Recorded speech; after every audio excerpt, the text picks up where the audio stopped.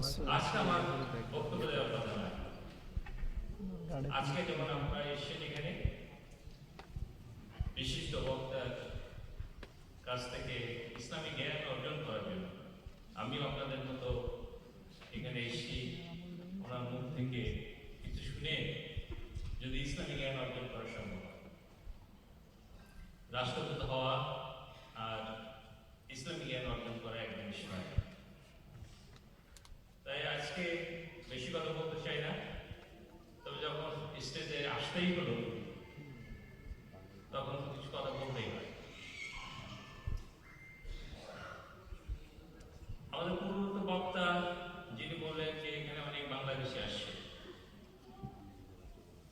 আপনারা নিশ্চয়ই জানেন যে সত্য, কিন্তু কিছু কিছু কর্মকাণ্ডে যদি বাংলাদেশকে সেগ্রিগেট করে দেওয়া হয়, আলাদা করে দেওয়া হয় আমাদের আচরণের কারণে, তাহলে ক্ষতিগ্রস্ত হবে বাংলাদেশ কমিউনিটি।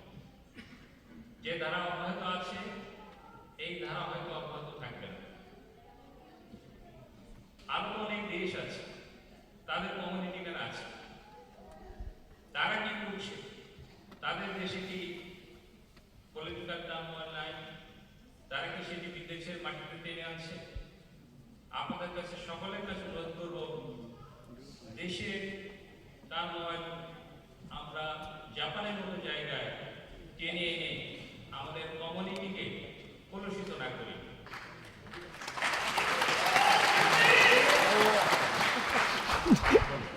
এটি আমাদের নিরন্তর স্বার্থে, বাংলাদেশের কমিউনিটির স্বার্থে সকলে মিলে আমরা আমাদের আচরণকে এমন পর্যায়ে রাখবো যাতে বাংলাদেশ কমিউনিটি সম্পর্কে জাপানের জনগণের কোনো খারাপ ধারণা না হয়।